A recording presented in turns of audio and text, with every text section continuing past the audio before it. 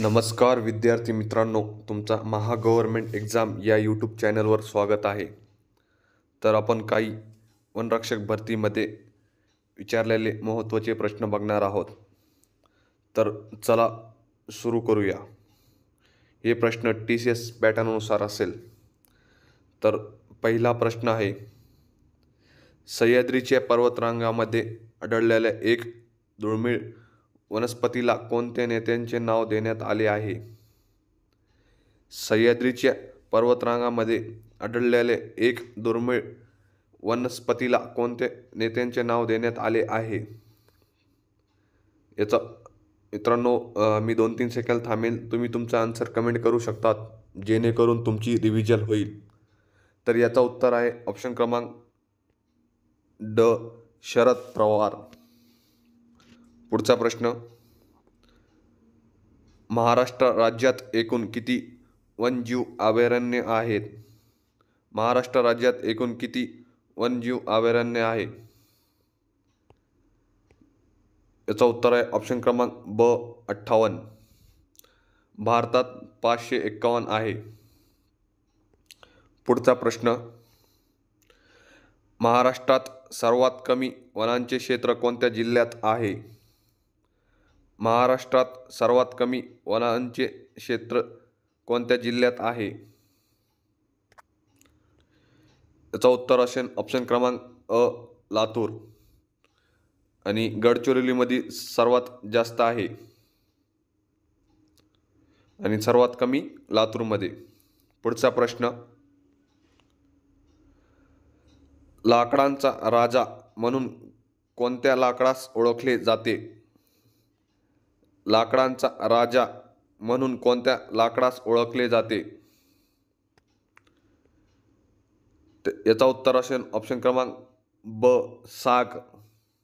पुढचा प्रश्न, महाराष्ट्रात वाघांची जनगणना दर किती वर्षांनी होते? महाराष्ट्रात वाघांची जनगणना दर किती वर्षांनी होते? याचा उत्तर आहे ऑप्शन क्रमांक अ, दर 4 वर्षाला वाघांची जनगणना होते आणि माणसाची दर 10 वर्षाला होते. पुढचा प्रश्न,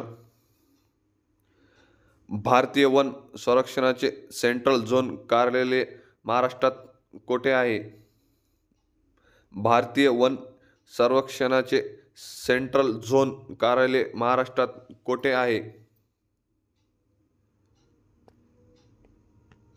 याचा उत्तर आहे ऑप्शन क्रमांक अ, नागपूर.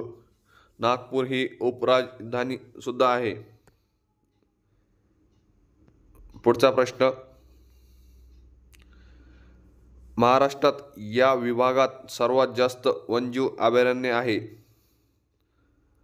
महाराष्ट्रात या विभागात सर्वात जास्त वन्यजीव अभयारण्य आहे? याचा उत्तर असेल ऑप्शन क्रमांक ब, विदर्भ.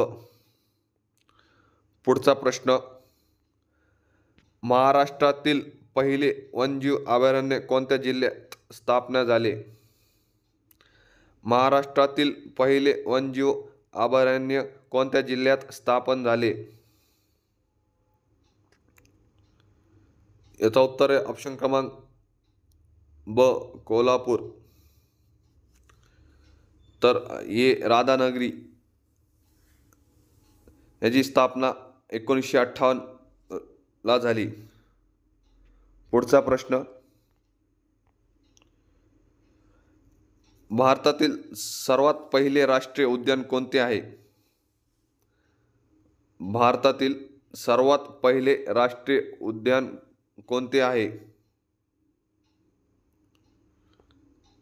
याचा उत्तर असेल ऑप्शन क्रमांक अ, जिम कार्बेट.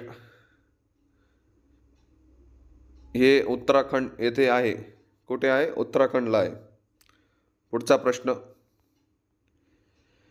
जागतिक वन दिन कधी साजरा केला जातो? जागतिक वन दिन कधी साजरा केला जातो? याचा उत्तर आहे ऑप्शन क्रमांक ब, 21 मार्च. तर 20 मार्चला जागतिक चिमणी दिवस म्हणून साजरा केला जातो. 21 मार्चला वन दिवस, 22 मार्चला जागतिक जल दिवस आणि 23 मार्चला जागतिक हवामान दिवस. तर पुढचा थँक्यू फ्रेंड्स. जर व्हिडिओ आवडला असेल तर लाईक करा, सबस्क्राईब करा. Thank you so much.